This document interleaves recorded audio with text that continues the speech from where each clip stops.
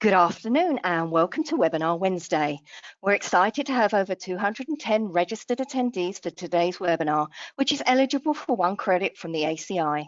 Let's get started by giving one lucky attendee a Webinar Wednesday t-shirt for answering this trivia question. Today's sponsor, Summit Imaging, is headquartered in Seattle. And also April is International Guitar Month. What is the name of the most famous left-handed rock guitarist born in Seattle who played a right-handed guitar upside down? Answer now using the questions feature on your dashboard. While you're answering, I just want to remind everyone that if you've missed any of our previous webinars, you can watch them on our website, webinarwednesday.live, and you can still receive a CE credit as well. Okay, let's see who our winner is, and it is Eric Hammond. Congratulations, Eric. The correct answer is called Jimi Hendrix. Webinar Wednesday would like to thank our sponsor, Summit Imaging. Summit Imaging is an ultrasound parts and transducer repair company that can quickly address specific technical needs based on a foundation of outstanding rapid customer service. Their philosophy is simple: make their customers heroes. Visit mysummitimaging.com for more information. Our presenter today is Larry Nywin, CEO and CTO of Summit Imaging. Hi everyone, Larry Wynn, CEO at Summit Imaging, an ultrasound and mammography equipment support organization. And first and foremost, we're always working to contribute to the HDM community. We want to help you as much as possible, helping you service your own equipment. We love what everybody's doing because the cost savings that you bring to healthcare really helps bring those, bending that cost of healthcare back down to increase patient access, improve patient care, and as a general population, just make everybody feel better and more healthy. So first, thank you for all of that.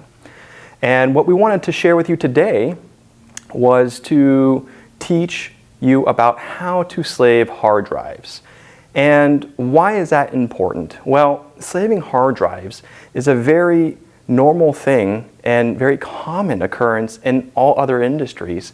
And we wanted to take that very basic thing and show you how to do that, because there's a lot of information that's available to you to service your own equipment very quickly, very accurately, and avoiding that catastrophic equipment downtime. So a hard drive is something like this.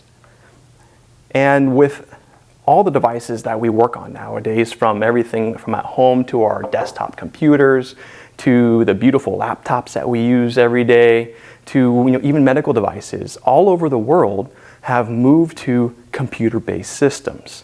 We've been seeing this movement and trend since the early 2000s, where this technology that used to be very analog in medical devices has moved towards this digital age and has afforded so much power to the equipment that allows for enormous imaging potential, and you're seeing these gains every year by the awesome equipment that's being manufactured all over the world to help patients. But what we wanted to chat about today is that the information on this hard drive that's inside devices, you are able to get a lot of information to quickly diagnose the problems of your equipment. So we talked about quicker diagnosis, but why else would it be useful? Well, a user may call in for a service on a piece of failing equipment. Well, what if you arrive and the system doesn't boot? Or the monitor isn't working and you're trying to find the fault? Or if it's an intermittent issue, or the error might pop on the screen and then it'll go away from a power recycle, and the user can then resume scanning after you reboot the system. But what if the user isn't afforded the time to capture the information that was on the screen? Well, you don't need that if you have the ability to slave a hard drive, because the information is likely stored on this small piece of device. So this allows for elongating equipment downtime by being able to instantly and accurately diagnose what the problem is, so you can get the right replacement parts, and then the next day when the parts arrive, you make the installation and you're ready and you're up and going and you're scanning patients again. So first, let's talk about the types of hard drives. So there's a couple of different things. There's one variable, which is the file structure. And the one to watch out for is the NTFS file structure. And the reason why watching out isn't really a concerning definition here, it's just it determines which kind of devices you can use to surf that file structure. So NTFS has been around a very long time. Microsoft Windows, if you're using that as a primary computer to go read the files on this drive here, you can read it just fine. Mac products, as long as it's a full operating system, can read them just fine. But we'll get into some details when you're kind of looking at some mobile operating systems like iOS may have some struggles on reading NTFS. However, there's some operating systems out there that don't rely on the NTFS file structure. And so you might think of like FAT32, and there's a host of other ones. And that is something that an iOS device can definitely surf those files, and using the kind of that search function through the file directory, you might be able to find what you need. So that's the digital consideration of a hard drive. And then there's also a physical consideration. And so the two main types of hard drives you're going to run into today are going to be SATA and IDE. SATA looks like this, and IDE looks like a set of pins. And those are the two main types of hard drives you're going to run into.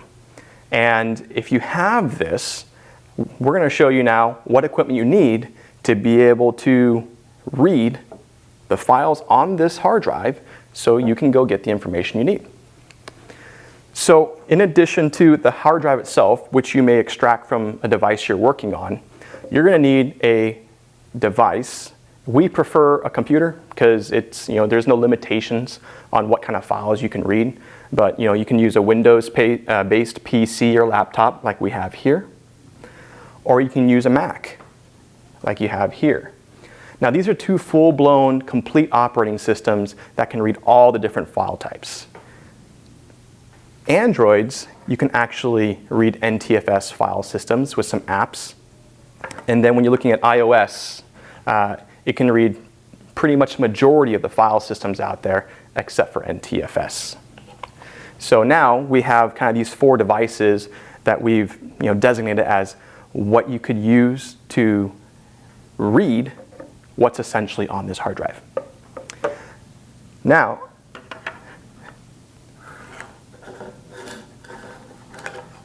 so it is likely that you already have a laptop.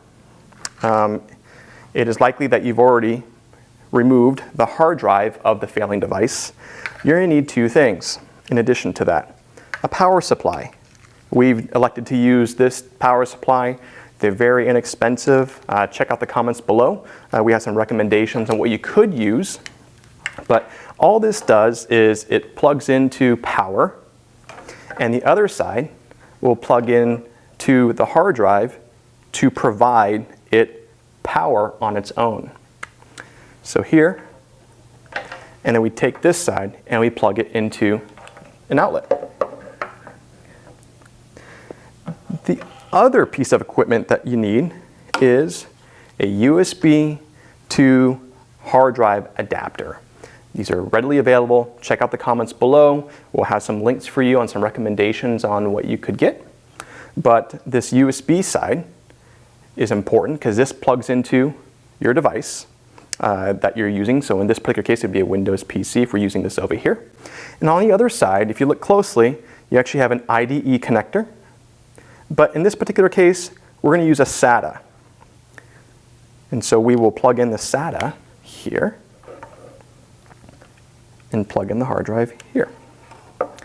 So now with this hard drive getting power, the other side we actually will plug into our USB port. So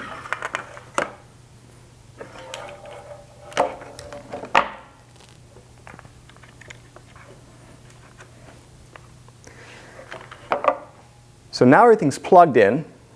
We have Windows powered up. We want to turn on the power supply to turn on the hard drive. Now, when you have the hard drive on your Windows PC, we'll use this as an example first, you'll see in your Explorer this drive show up. In this particular case, we're going to see an operating system drive show up as if we were just plugging in an external hard drive or a USB flash drive like you do at home. All right, so we're now on a Windows laptop. It could be a Windows desktop, but we're going to start on how to connect the hard drive and then go surf for the files, use some search functions, and really show you the power of Notepad. That is one of our favorite applications out there. It reads everything, and we'll show you how to do that. But first, we showed you the power supply and the USB to hard drive adapter cable, and I'm going to plug it in right now and also turn on the power supply after I plug in the USB cable to the hard drive. And now we're going to be surfing this hard drive that you had removed from your device to find some information, and from there now we can go view it. Otherwise you wouldn't have this information at all. I think what's really important here is that sometimes you might be troubleshooting, and you might get a part and you're trying to figure out if that part was the appropriate diagnosis or not, or if the part is still working. These forks in these types of roads with accurate information allows you to really move forward and progress in your service call and your troubleshooting, rather than kind of spinning in circles and trying to figure out what's what. And so as you can see, in this particular case, it automatically popped up, but if it doesn't pop up for you, you don't have those settings turned on Windows, you would go to File Explorer, and here you can see this new volume is called Operating System. We mocked up this hard drive just to show you the generalities of what's in here, but you can see that there's a lot of files and folders that are Windows based. So this is an NTFS hard drive. We're using a Windows laptop right now to go surf it, so therefore we can see everything. And I think right off the bat, it may not be this obvious, but there's some error logs and hardware logs we've mocked up here for this example. But oftentimes it might be 2 or 3 layers deep in the folder directory. So what we wanted to show you is that up here in your search, some of the most powerful tools are here. And 2 examples we want to show you today is error logs and hardware logs. Error logs are important is because that helps you for a quick and accurate diagnosis without reaching out to any external source. This can be all done in-house. And same for hardware. Hardware is important because what if it takes a really long time to disassemble a machine? Well, this allows you a quick way to actually fetch that information to know what replacement part you need. And so now that we have the hard drive connected, we want to open File Explorer to go actually find what we want to find. And so we can actually click on what we named this mock-up hard drive as Operating System, and the search function is here for us to select error. And it's because error is a very common term. You can already see that it actually returned some results here. We got lucky. The one that we're looking for is the top one, but you may be sifting through these things to find what you need to find. And you can even search for specific things, such as an error code that you might see on the screen. So we'll do that in a moment, but in this particular case, we actually have 2 files we want to show you.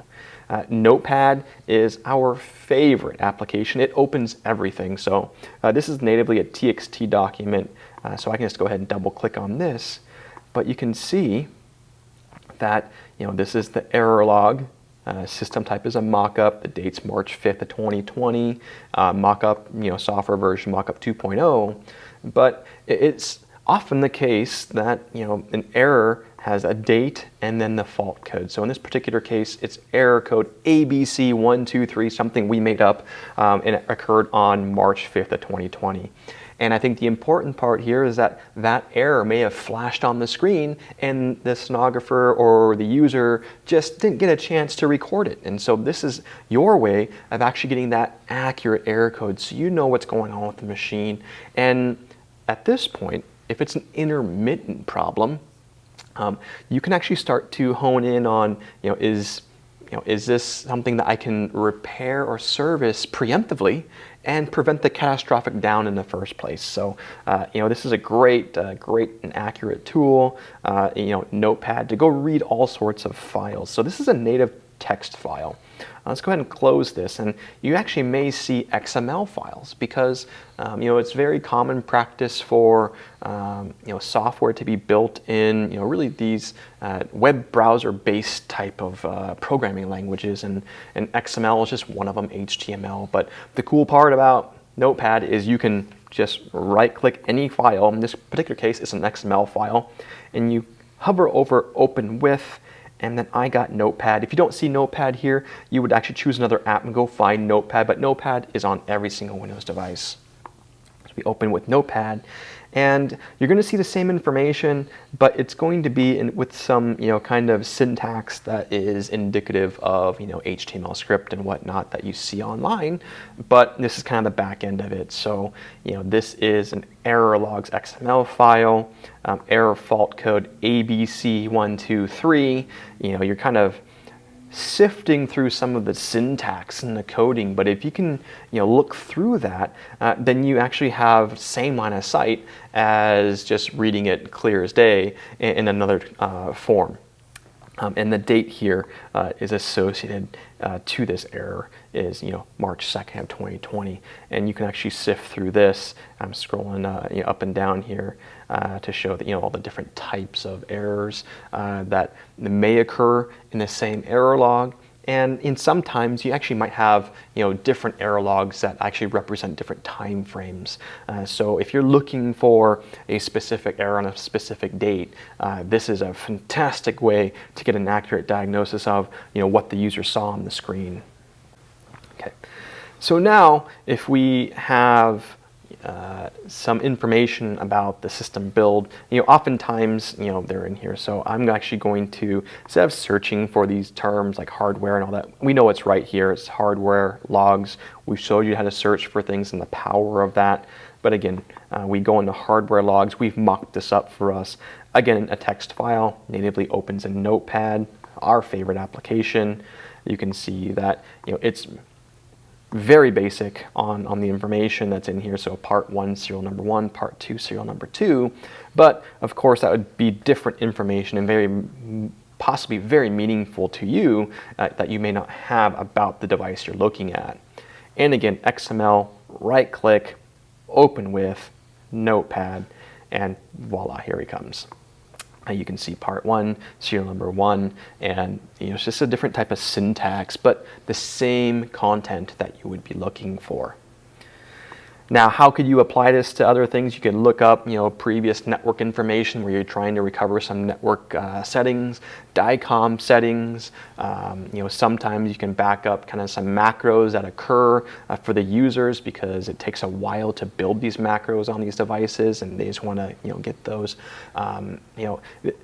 This is just a phenomenal tool to back up the information if you need it. But in addition to that is finding the information that's actually very specific to each device that you're working on. So these are two very basic things that we have worked with our customers on using it, and they're slaving their hard drives and finding these things. And its application is really endless because most devices are running on either Windows or a Unix-based system nowadays, and this Windows laptop can read all of that. So, we hope that that's helpful. Another trick is that, if you don't want to view it in Notepad, another thing to do is you can actually open with, and you just go to a web browser of some sort. So that takes care of, what you can do with a Windows laptop or Windows desktop to read files on an external hard drive using the cables that we had shown you. And now we're going to do the same thing, and we're going to quickly show you on some other devices.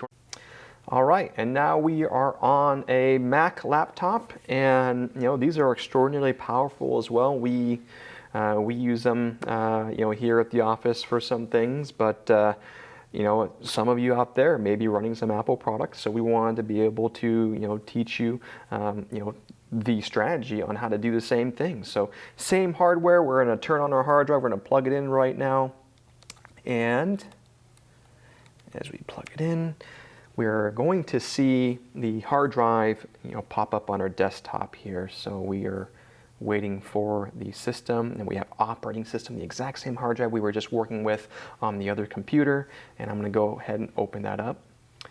And you can use the search function in Finder and whatnot. I'm not going to show you how to do that. That is pretty basic, but you can use the search function inside the operating system to go look for these types of files. But if we see it's the same error logs in here, we're going to go open them up. And this is a text file again, text file being very basic. We open it up, we see these same error logs. And for the XML, the big difference is, you double tap here, open with, instead of Notepad, text edit is a wonderful application in the Mac world.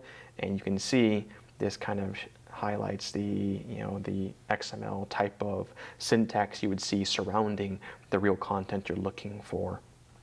So I'm going to go ahead and open up the hardware logs to just show you the identical files that we have here for part number 1, serial number 1, software version 2.0. And if it's an XML format, go ahead and taking advantage of this wonderful text edit application here.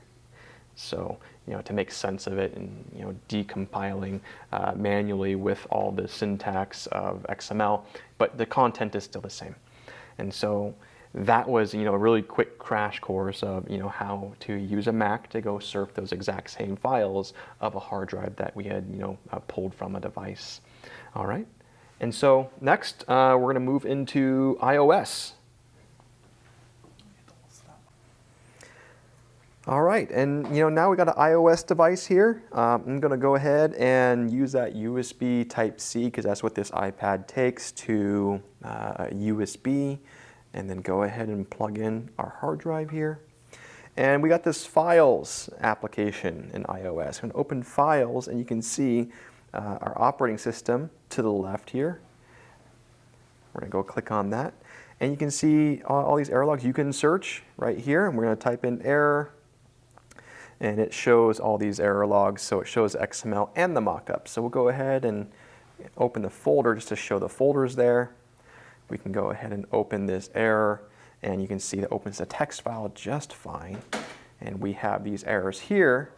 And then in addition to that, we're going to go ahead and open up this XML file, and voila, it opens it pretty easily. So we can actually do the same. We'll actually go do the hardware logs here, and as you can see, we can actually pull up the same information. As you can see, the software version 2.0, part 1, part 2, part 3, and then you can also see the XML with all the same content with just different syntax. So we're gonna forego the Android example. There's lots of NTFS file folders here. In this, just one thing about this iOS though, to circle back to it, this is a non-NTFS drive, so we're able to read that. On Android, there are a lot of NTFS viewers that you can download from the App Store there, all open source. So, extremely powerful tools here. We still prefer just the, the full-on operating systems of Windows or Mac OS X to give you full flexibility. But if you're in a pinch, you can use iOS and Android to get the information, the same information that you need. So that's how you surf and look for these files on an iOS device. It's really that simple, and we hope that you are able to use this across any device that you're servicing to find information for you to repair and service your own equipment. Everything from a desktop computer to a laptop to medical devices that run computers in their back ends for processing. At the end of the day, the super majority of all medical devices in healthcare will run some sort of operating system that, but they all must run on a file structure that is common, because that's what everybody programs on. So again, why is this really important is because we want to share with the community something that other industries have been doing since the beginning of computers, and it's been proven to be an extraordinarily useful tool for you HTMs out in the field to take advantage of this, because the investment in equipment here is less than $50 to get this done in the cables, in the adapters, and you already have a Windows device or a Mac to work on. And so you're afforded an opportunity to get a lot of this error information, some materials, build of materials, like what are the part numbers inside the machines, or anything that you're looking for on the hard drive of the device.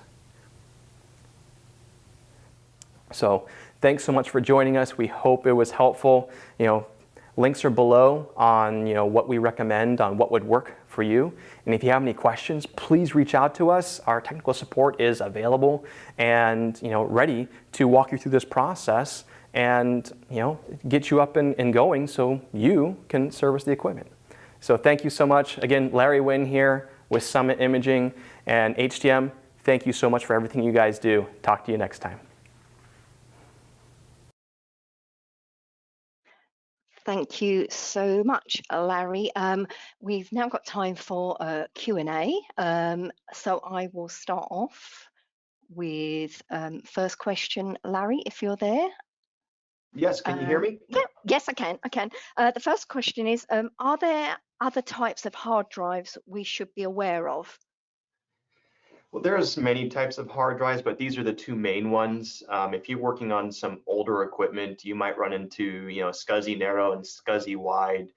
But we're just not seeing that much anymore. So I think the super majority of the hard drives you're going to run into are going to be SATA and IDE. If you do run into other form factors for hard drives, just simply look up a hard drive adapter, a USB to whatever form factor that you're looking at, and these are very readily available out there in the open market. That's great. And is there any risk of corrupting the hard drive?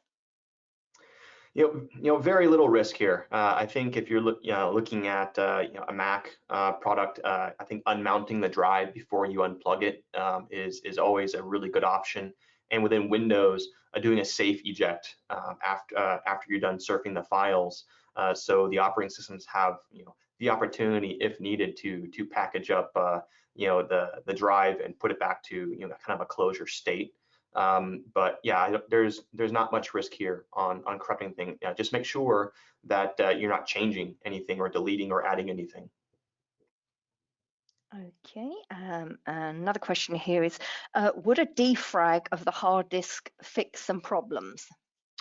Yeah, absolutely. Especially for those systems that have been out there and been really running for quite a long time. Sometimes the cache or the temp folders on these get pretty crowded, and then the system is looking to kind of put files where it can. It's not a high probability that it's going to resolve issues, but there have been cases to defrag the hard drive, and you would restore the functionality of it. So yeah, we actually absolutely recommend defragging it if there's an opportunity to do so to fix a problem, because it's a free fix and it's quick. Okay, another question here is, do you use Linux tools? It's Linux tools, and have you any you can recommend? Yeah, we use Linux. We use it actually quite a bit here, and Linux has all the same capabilities as Windows and Mac in this particular instance. There's like Notepad++ that's on Linux and whatnot. There's a lot of text editors available in the Linux environment, but absolutely, Linux is an extraordinarily powerful operating system to use. Okay, another question here is, what about solid state drives? So solid state drives, in my opinion, I love them. They just last a really long time and they're really fast. They're still running that SATA form factor. So there is no difference in process on how you would actually surf the files like we just showed you. It's just a different internals of that hard drive, but has no implication on the hardware you need to connect it to a computer or to an iOS or Android device. Okay, we've got some other questions coming in. I'm just waiting for a go ahead for one of them to ask you.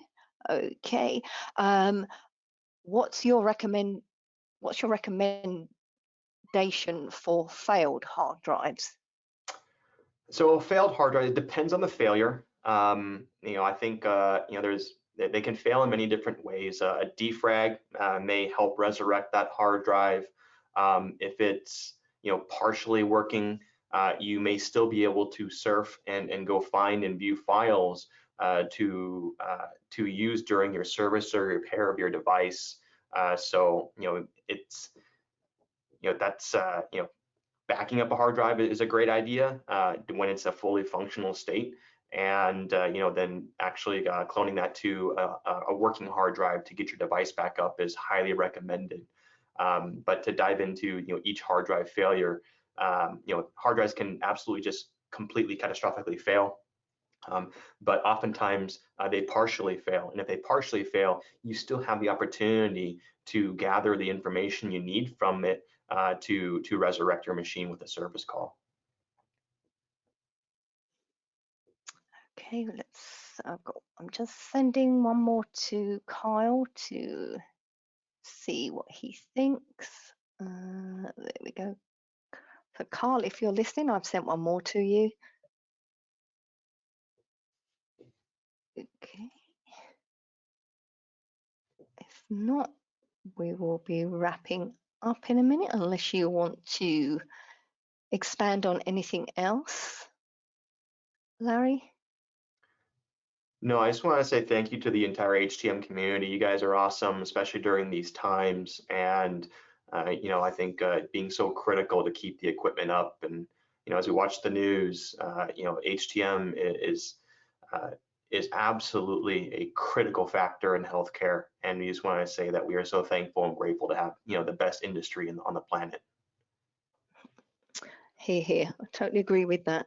Okay, we have got some other questions, Larry, but I will send them to you offline as time is crucial today. So I just want to thank you, Larry, for a great and informative webinar. And thank you again to today's sponsor, Summit Imaging. To the attendees that have submitted questions, I will be forwarding them to Larry to answer offline. Just a reminder that the post-webinar survey and certificate process is automated, so the survey link will be included in the follow-up email, which you'll receive in about an hour's time. Once you've completed the survey, you'll be able to download your certificate immediately, and one lucky attendee will win an Amazon gift card just for completing the survey. If you have any questions, please contact us at webinar@mdpublishing.com. And for more information about our upcoming webinars, please visit our website, Webinar Wednesday Live. Thank you once again to everybody that joined us. Enjoy the rest of your day and please stay safe, and we hope to see you next time.